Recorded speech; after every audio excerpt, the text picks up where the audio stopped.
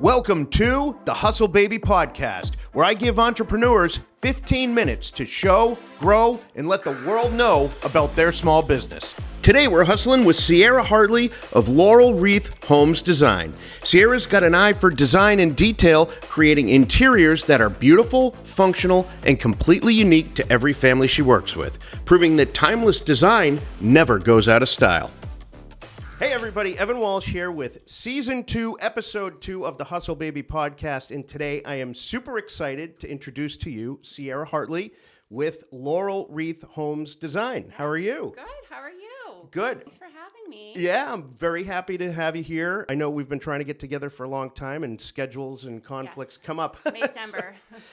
Not to be trifled with. Yeah, we have sort of crossing industry paths and such. And so I'm really looking forward to chatting with you about your home design and how you got there.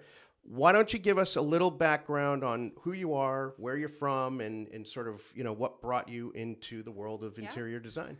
So I've been living in Medfield for 10 years now. Yeah. Which is a little scary to think about. But when I graduated from college, I had a sociology degree, and then I decided I immediately needed to go into fashion instead. Sure. So that was interesting. But I worked for big box fashion retail stores, sort of in the back office, buying, merchandising, allocation, things like that. I really, in seeing all this inventory that was coming through the offices and going out to the stores and seeing how we had set it up there, I really got a good sense of pattern, texture, height, proportions, the kind of the building blocks for what I do now. Yeah. I got my realtor's license at some point along the way with my sister. And when my son was born, I decided to use that to start flipping houses. Yeah. So I was doing that right before COVID, and it was going really well. Yeah. I found that I really loved the design aspect more than any other part of flipping houses. I was getting in there with paintbrushes and stuff too. Yeah, of course, right. I just found a love for it from that point on. And when COVID actually hit and we were all at home, that sort of stopped. Yeah. And then I had friends and family that were reaching out to me because they were moving into a new apartment or they needed their bedroom done or whatever the case may be. So I started designing from home, and Laurel Wreath Homes Design was born. Yeah, I love it. That's great. Well, flipping homes, it can be a dirty business. I'm sure you've encountered a number of surprises along the way. What's sort of your flipping house nightmare, if you have one? So actually, there's so many hoops and red tape that you have to get through of course. In terms of the permitting process and the towns that you have to work with. Some have been really easy, others have been super hard. I did find at one point at a house in Natick that we couldn't fully finish the basement. Even though we were told that we could. Yeah. But they came out at some point during the building process for an inspection and said, "Oh yeah, you've got to put up all this, all that. You've got to leave the ceiling open. You've got to do all this stuff." Oh. So that was a kick in the pants. That's a game changer. Yep. But we staged the house. We did the best that we could with it, and it still sold. So it all worked out. Oh, that's great.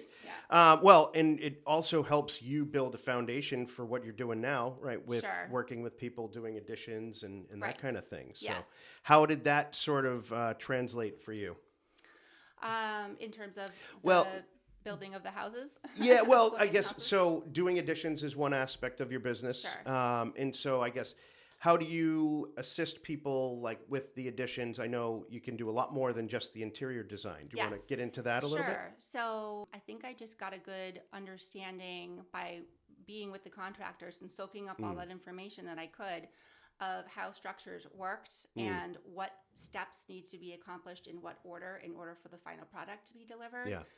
Because I think that's a really confusing part of construction too. If someone is taking on a construction project and they're thinking of their lighting and their vanities and their rugs, they don't know where to start. Yeah. So I think that was super helpful in giving me a real life education in all this. Sure. Yeah. With new construction, sometimes we'll actually offer to like 10 hours to work with a designer, so you can kind of, That's so smart. I love that idea. Well, I think you're on my list now. Okay, good. But I think it's really helpful to kind of, because a lot of people don't have any idea. There's some people that know, and other people just really have no idea. So to have somebody streamline that and sort of be the intermediary between the builder, the contractor, Right.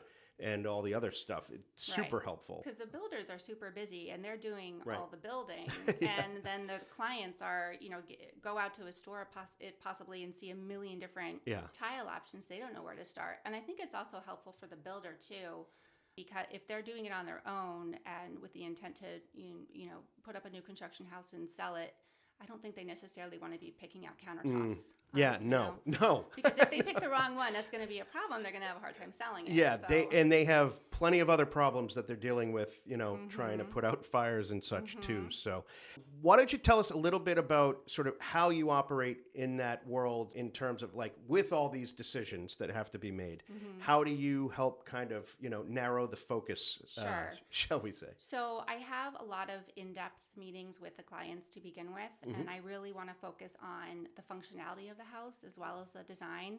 So once I spend a little bit of time with them and their kids and their family, and I can see how people are coming in and out of the house, where they like to flop down at the end of the day, where they're Sure. kicking off their shoes, I really get a good idea of what might be helpful to them.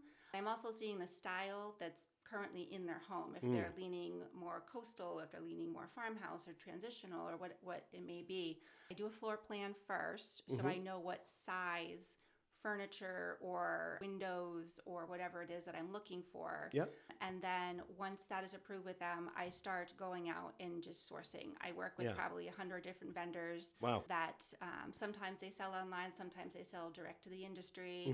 And I'm able to just pull together, all the foundation items first and Sure. then kind of go from there. And I always have a couple of backups for Yeah. everything. Well, So- that's good because you Yes. never know. No, you never know. But I like to really present just one design plan. And then, as we're talking, if they're like, I'm not feeling those curtains, I'm like, that's okay. I have some of Yeah, this. here you go. We've spoken before a little bit about your process and sort of how you come up with some of your ideas and such, like with paint colors. You want to kind of just walk us through, sort of how you come up with some of the ideas or how you settle in on what's going to work? Sure. So, it's a little different every time. I'd say I usually start with a color palette that is already out there in terms of a wallpaper or a rug. And then I'm leaning into that pattern and that color and going out and picking out other items that seem like they vibe with that. But it is a lot of, for every rug that I present to my clients, Yep. I've looked at 40 rugs. Yeah. So it's a winnowing down process. Yeah. And that's it. We were talking about before when I am looking for a paint color, I always advise getting the paint chips, taping them on the wall, walking around that space for a few days, and then every time something strikes you that you don't like, just take it off. Yeah. You start big and you end up small. End up small, yeah.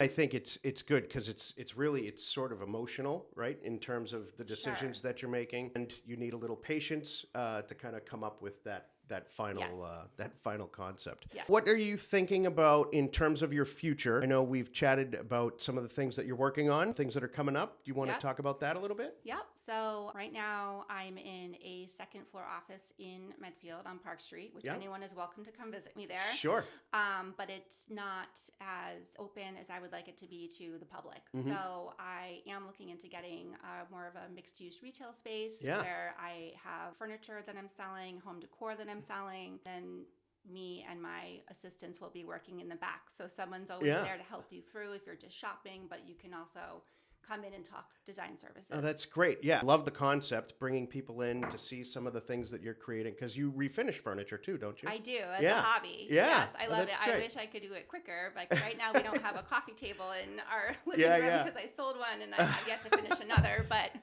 that's life with a designer, I Yeah, guess. yeah. Oh, that's funny. How did you draw inspiration from your parents at all in terms of Yeah, this business? I did. Actually, I just found out that my both of my parents have passed, but I Okay. just found out that my mother wanted to go into interior design and flipping houses. Really? And I never knew that about Wow. her. Yeah, my grandmother told me. Oh, that's interesting. So she always did houses that we grew up in. She was the decorator. Yeah, And then yeah. my dad would build additions. No kidding. Like with his bare hands. Wow. He was amazing. And I learned a lot just from calling him and asking him questions Yeah. or having him show me do it in in the moment. So Yeah. I can change a light fixture out. Yeah, that's awesome.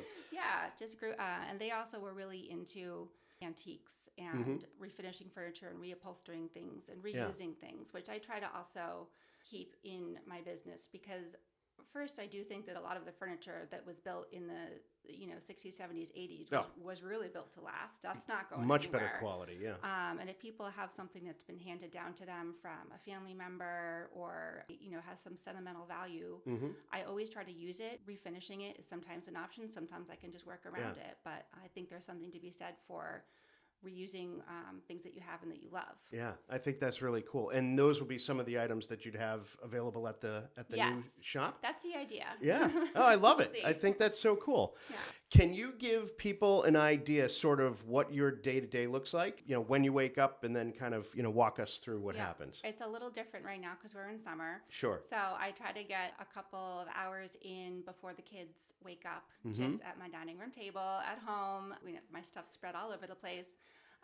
Shake them awake at 10 a.m. Yeah. And then make sure they're settled and get out to my office where I'm taking phone calls, I'm doing Zoom meetings. I'm also pulling a lot of product at that point and putting them into mood boards or creating a floor plan or whatever it might be. And I'm on the road. Yeah. I'm out at tile stores. I'm out looking at wallpaper. I'm out having meetings in person with my clients. So it's a lot of time spent in the car. Yeah. No, I get it. Believe me. That's also fun because you're always going somewhere, with purpose. Right. And that's Keeps that's the a good energy thing. up, I think. Yeah, definitely. Well, you've been doing this successfully now for a few years. And can you give us sort of any for people that are looking maybe either to get into design, or if they're, an entrepreneur, do you have any advice for people that are kind of, Sure. paving their own way?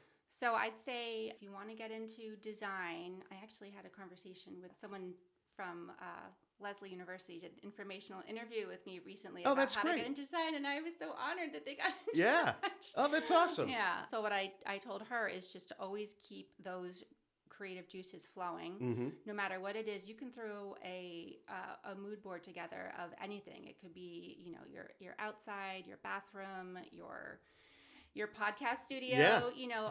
It could also just be sort of a day out in the city. What are images that come to you and that speak to you from that doing that sort of activity. And if you keep that creative aspect going, I think it just, you learn how to hone in, you learn how to refine, you learn new skills. There's so many programs out there that are in use with this line of work.